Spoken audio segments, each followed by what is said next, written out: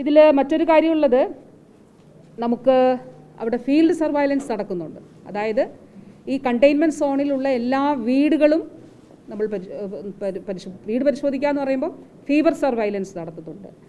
അതുപോലെ അസ്വാഭാവികമായിട്ടുള്ള മരണങ്ങൾ ഉണ്ടായിട്ടുണ്ടോ, ഇപ്പോൾ മാത്രമല്ല ഇതിനൊരു മുൻകാലങ്ങളിൽ എപ്പോഴെങ്കിലും ഉണ്ടായിട്ടുണ്ടോ എന്നുള്ളത് പരിശോധിക്കുന്നുണ്ട്.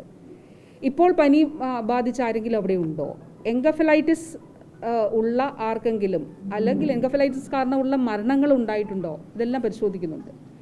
ഈ കേസുമായിട്ട് ബന്ധപ്പെട്ട് ജൂൺ 1 മുതൽ മസ്തിഷ്ക ജ്വരം ഉണ്ടായിട്ടുള്ള കേസുകളെല്ലാം സൂക്ഷ്മമായി പരിശോധിക്കുന്നു. ഒരു 6 മാസം മുൻപുള്ള ഡേറ്റ കൂടി പ്രൈവറ്റ് ഹോസ്പിറ്റലുകളിലും സർക്കാർ ഹോസ്പിറ്റലുകളിലും ഉള്ള ഡേറ്റ കൂടി പരിശോധിക്കുന്നുണ്ട്. ആനിമൽ ഹസ്ബൻഡറി ഡിപ്പാർട്ട്മെൻറ്റ്, മൃഗസംരക്ഷണ ഡിപ്പാർട്ട്മെൻറ്റും അവരുടേതായിട്ടുള്ള പരിശോധനകൾ ഈ പ്രദേശത്ത് നടത്തുന്നുണ്ട്. മൃഗങ്ങൾ അവയ്ക്ക് അസ്വാഭാവികമായിട്ടുള്ള മരണമുണ്ടായിട്ടുണ്ടോ, ഇപ്പോൾ കാട്ടുപന്നിയൊക്കെ ഉൾപ്പെടെ അങ്ങനെ ചത്തുകിടക്കുന്ന സാഹചര്യം ഉണ്ടോ, ഇതെല്ലാം പരിശോധിക്കുന്നുണ്ട്. വവ്വാലുകളുടെ സാമ്പിളുകൾ എടുക്കുന്നതിന് വേണ്ടി ആനിമൽ ഹസ്ബൻഡറി ഡിപ്പാർട്ട്മെൻറ്റ്, മൃഗസംരക്ഷണ ഡിപ്പാർട്ട്മെൻറ്റ് കേന്ദ്രത്തോട് സഹായം അഭ്യർത്ഥിച്ചിട്ടുണ്ട്. നമുക്കത് സാമ്പിൾ എടുക്കുന്നതിന് സംസ്ഥാനത്തിന് അനുമതിയില്ല. കാരണം അത് വളരെ റിസ്കി ആയിട്ടുള്ള നിപ്പ വൈറസ് ആ നിലയിൽ കൈകാര്യം ചെയ്യപ്പെടുന്ന ഒരു BSL ലെവൽ 4 ലാബിലൊക്കെയാണ് ഇത് പരിശോധിക്കപ്പെടുന്നത്. അതുകൊണ്ടാണല്ലോ എപ്പോഴും നമ്മൾ പരിശോധിച്ച് പോസിറ്റീവ് ആണെന്ന് കണ്ടെത്തിയാലും കൺഫർമേഷൻ NIVയിൽ നിന്നാണ് ഉണ്ടാകുന്നത്. അതാണ് ഔദ്യോഗികമായിട്ടുള്ള കൺഫർമേഷൻ. ഈ പേഷ്യൻസിൻ്റെ ഡോക്യുമെൻസിനൊപ്പം തന്നെ NIV പൂനെയുടെ റിപ്പോർട്ട് കൂടി നമ്മൾ വെക്കും. അതാണ് രാജ്യത്ത് ഇപ്പോഴുള്ള മാനദണ്ഡം അനുസരിച്ചിട്ടുള്ള ഔദ്യോഗിക കൺഫർമേഷൻ. പക്ഷേ അതിനു മുൻപ് തന്നെ നമ്മുടെ പരിശോധനയിൽ മഞ്ചേരി മെഡിക്കൽ കോളേജിലും കോഴിക്കോട് മെഡിക്കൽ കോളേജിലും ഈ പേഷ്യൻസ് പോസിറ്റീവാണ് സാമ്പിൾസ് എന്നുള്ളത് കണ്ടെത്തിയിരുന്നു. ഇത് കൂടാതെ പോലീസ് ഡിപ്പാർട്ട്മെൻറ്റ് ഒരു വളരെ സൂക്ഷ്മമായിട്ടുള്ള പ്രവർത്തനം, അതിൽ പ്രത്യേകമായി SP-യുടെ നേതൃത്വത്തിൽ ഈ പേഷ്യൻ്റ് പോയിട്ടുള്ള മൊബൈൽ ടവർ ലൊക്കേഷൻ, ഈ പേഷ്യൻറ്റിനെ സംബന്ധിച്ചിടത്തോളം അധികം വീട്ടിൽ നിന്ന് അങ്ങനെ യാത്ര ചെയ്യുന്നൊരു വ്യക്തിയല്ല എന്നുള്ളത് ആദ്യം തന്നെ മനസ്സിലാക്കിയിരുന്നു. എന്നിരുന്നാലും മൊബൈൽ ടവർ ലൊക്കേഷനുകൾ എടുത്തിട്ടുണ്ട്. അത് നല്ല നിലയിൽ ആരോഗ്യവകുപ്പ് ശേഖരിച്ച ഡേറ്റയുമായിട്ട് ചേർന്ന് നിൽക്കുന്നതാണെന്നുള്ളത് കണ്ടെത്തിയിട്ടുണ്ട്. അപ്പോൾ കിട്ടിയ ഇൻഫർമേഷൻസ് കറക്റ്റായിരുന്നു എന്നുള്ളതാണ്. ഇനി നമുക്ക് ഒരാളുടേതാണ്, ഒരു ആളെ ഐഡൻറ്റിഫൈ ചെയ്യാനുള്ളത് മണ്ണാർക്കാട് ക്ലിനിക്കിൽ വന്ന ഒരു വ്യക്തി. അതൊരു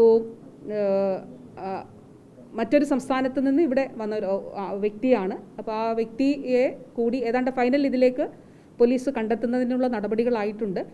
അത് മലപ്പുറം ജില്ലയിൽ ആണ് ഫൈനൽ ടവർ ലൊക്കേഷൻ കണ്ടിട്ടുള്ളത്. അപ്പോൾ ആ ഐഡൻറ്റിഫിക്കേഷൻ കൂടി നടത്തുന്നുണ്ട്. ഇപ്പോൾ CCTV എടുത്തിട്ടാണ് ഇതെല്ലാം നമ്മൾ ചെയ്യുന്നത്. CCTV ഫുട്ടേജ് എടുത്ത് ആ സമയത്ത് അവിടെ ആരൊക്കെ ഉണ്ടായിരുന്നു എന്നുള്ളത് കണ്ടെത്തി പോലീസിൻ്റെ സഹായത്തോടു കൂടിയാണ് ഐഡൻറ്റിഫിക്കേഷൻ നടത്തുന്നത്.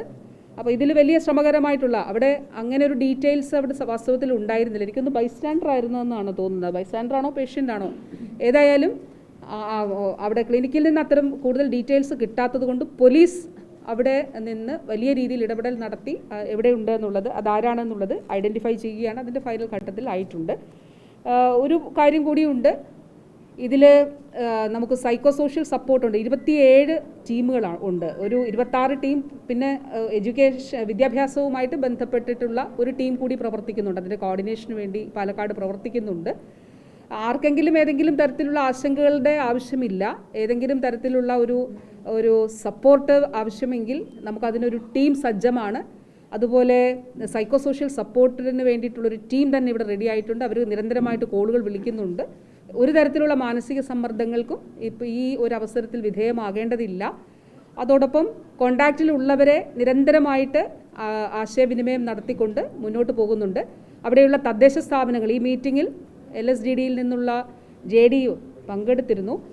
അപ്പോൾ പഞ്ചായത്തുകൾ ക്വാറന്റൈനിലുള്ളവർക്കും അതോടൊപ്പം തന്നെ കണ്ടെയ്ൻമെൻറ്റ് സോണിലുള്ളവർക്കും ആവശ്യമായിട്ടുള്ള ഈ ഭക്ഷണ സാമഗ്രികൾ, അതായത് അരിയോ മറ്റ് പലവ്യഞ്ജനമോ ഒക്കെ എത്തിച്ചു ആർക്കെങ്കിലും ആവശ്യമുണ്ടെങ്കിൽ അതിനൊക്കെയുള്ള നടപടികൾ ഈ പ്രദേശങ്ങളിൽ സ്വീകരിച്ചിട്ടുണ്ട്. പൊതുവിൽ പ്രതിരോധ പ്രവർത്തനങ്ങൾ വളരെ ഭംഗിയായി, ഇപ്പോൾ പാലക്കാട് മറ്റിപ്പോൾ ജില്ലയെക്കുറിച്ച് പറയുമ്പോൾ മലപ്പുറം ജില്ലയിൽ കഴിഞ്ഞൊരു കേസ് ഉണ്ടായപ്പോൾ ഇതേപോലെ ഇവിടെ ആക്ടിവിറ്റി നടന്നിരുന്നു. കാരണം അവിടുന്ന് ഉള്ള സമ്പർക്ക പട്ടികയിലുള്ളവർ ഇവിടെ എത്തിയിരുന്നു, ഇവിടെയാണ് താമസിച്ചിരുന്നത്, ജില്ലയിലാണ് താമസിച്ചിരുന്നത്. അപ്പോൾ സമാന്തരമായിട്ടൊരു സംവിധാനം ഇവിടെ അന്ന് പ്രവർത്തിച്ചിരുന്നു. DMOയുടെ നേതൃത്വത്തിൽ ആ പ്രവർത്തനം നടക്കുന്നുണ്ട്. അഡീഷണൽ DHS ഡോക്ടർ റീത്ത ഇവിടെ ക്യാമ്പ് ചെയ്തിട്ടാണ് ഈ പ്രവർത്തനങ്ങളെല്ലാം ഏകോപിപ്പിക്കുന്നത്. DHS കഴിഞ്ഞ ദിവസം ഇവിടെ എത്തിയിരുന്നു. അപ്പോൾ ജില്ലാ കളക്ടറുടെ നേതൃത്വത്തിൽ ഓരോ സൂക്ഷ്മാംശവും പരിശോധിച്ചുകൊണ്ടുള്ള എല്ലാവിധമായിട്ടുള്ള പ്രവർത്തനങ്ങളും നടക്കുന്നുണ്ട്.